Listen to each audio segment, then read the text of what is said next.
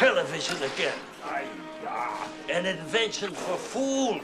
In 1984, Gremlins was a smash hit, so much so that the studio asked Joe Dante, the director, to start working on the sequel a week after the original opened at the theaters. Dante said that he had his fill with dealing with small little rubber monsters and left to do other things. But when he did come back 4 years later, he went big. And what's bigger than the Big Apple? But is the movie any good? Let's find out. I'm Mephisto. Like, share, and subscribe because this is my review of the movie Gremlins 2: The New Batch. This guy's from the art department. Well, ask him how he knows so much about these green things. That's a good question, Bill. How do you know about them? Gremlins 2 was in production hell for about 4 years until a number of random encounters kind of made it happen. It began with Joe Dante working on a project and stumbling onto Terry Semel, who was the CEO of Warner Brothers at the time. Semel promised Joe Dante full creative control, something that never ever happens in Hollywood. And with that, Dante set out to find a writer, which came of course from the Corman School of Filmmaking, like Dante himself, and set off to make the movie.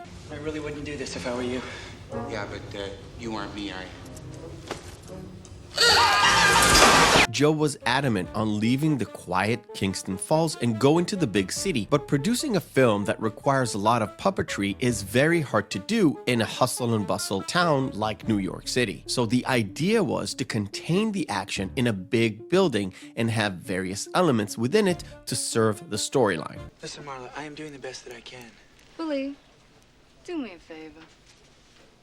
Do better. Speaking of the storyline, the movie begins as a representative of Daniel Clamp goes into Mr. Wing's antique shop and offers him a large sum of money to vacate his shop, which he flatly refused. Mr. Wing, to remind you, is the owner of Gizmo, the Mogwai from the first film. Alas, Mr. Wing passes away shortly thereafter, and poor Gizmo is left alone, only to be picked up by a stranger. It's like I've always said. If you want to find something weird, you have to go downtown. Meanwhile, we join Billy and Kate, who both work at the Clamp Tower. Billy is a designer and Kate is a building tour guide. Both want to make enough money to get married. And by chance, Billy discovers that Gizmo is kept in the building itself and strives to reunite with him.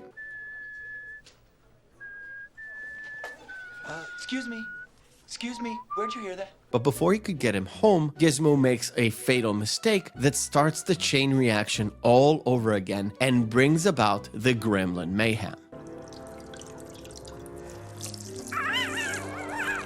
What Joe Dante intending on doing in this movie are two things. One is to make the scope larger, hence moving to the big city. The idea replaced going international, which would have caused a completely different budget issues. But since New York is a multicultural city, that was enough for him. The second is to take the established rules that were set in the first movie, never expose them to sunlight, never give them water, and never ever feed them after midnight, and totally turn it on its head, and causing a massive subversion of expectations. And then of course, some of the time, the rules were broken so egregiously it was downright comical or insane, and sometimes it was literally mocking the first movie altogether. What if they're eating in an airplane and they cross a time zone? I mean, it's always midnight somewhere. As for the puppetry, Dante wanted Chris Wallace, the original designer of the Gremlins, to return, but when he declined, it allowed Dante to go to legendary makeup artist and special effects guy Rick Baker to step in and redesign and tweak these little creatures, adding in a little bit more fun and wacky variations in order to satisfy his own creative needs and his bosses. And in story-wise, Dante circumvented the first film by adding in the genetics lab within the building in order to have a more eccentric variation of types of gremlins.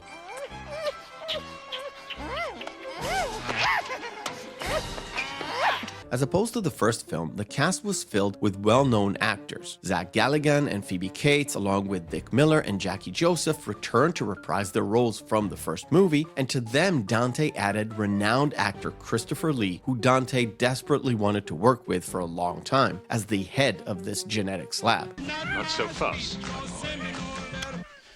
What's the matter with you two? You nearly let him get away. Robert Prosky, who played the down-and-out TV host on the Clamp cable network. All the great horror movies are in black and white.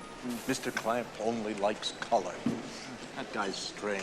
And of course, John Glover, who plays the role of Daniel Clamp himself. Clamp's character is a sort of amalgamation of Ted Turner and Donald Trump. On the surface, he is much more of a Trumpian character or a Trump substitute with his mannerisms and his lust for property development, and of course, the name similarity. But if you dig deep into the carelessness in which he operates, he is much more closer to Turner. Regardless, Glover plays him off beautifully, and his character is one of the highlights of this movie. Captured the whole essence of the project right here. Look at the kids with the kites. That's warmth. I like warmth. On the whole, Gremlins 2 is a movie that should have worked, but completely didn't for some reason. It might have been the audience that didn't quite want the rules to be broken in that particular way. Or maybe they just couldn't buy the fact that Kate could have pulled off this kind of mistaken identity, which I won't spoil. Or maybe people couldn't accept it that Mr. Futterman is still alive, even though you don't really see him die in the first movie, which is not a spoiler, by the way. Maybe having too many variations on the Gremlins didn't quite sit well with people. As I'm sure you're aware, sunlight poses a problem for our ethnic group.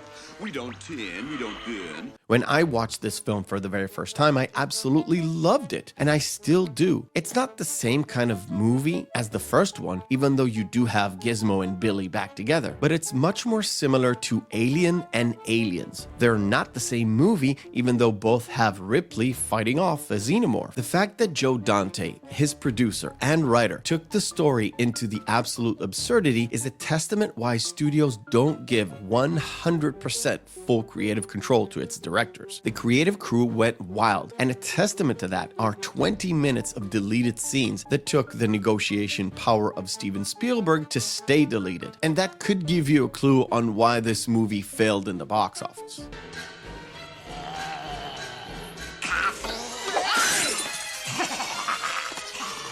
In a sense, the creative team delivered a dark comedy of a small little rubber monsters terrorizing a building that, for all intents and purposes, already experienced Gremlins in the Matrix. And because of the hubris of its owner, it took it to the extreme, and all along the way manages to take some of the things that were built in the first movie and trample them on purpose. We can't let them get away. All they have to do is to eat 3 or 4 children and there'd be the most appalling publicity.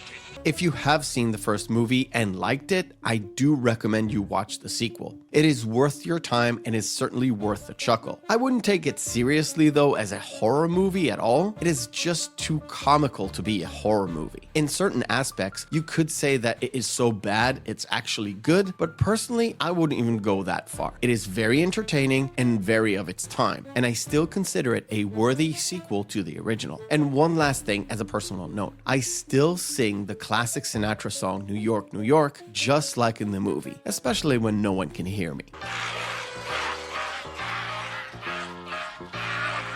I thank you for watching, and remember, hope is a good thing, maybe even the best of things, and no good thing ever dies. I'll see you on the next video.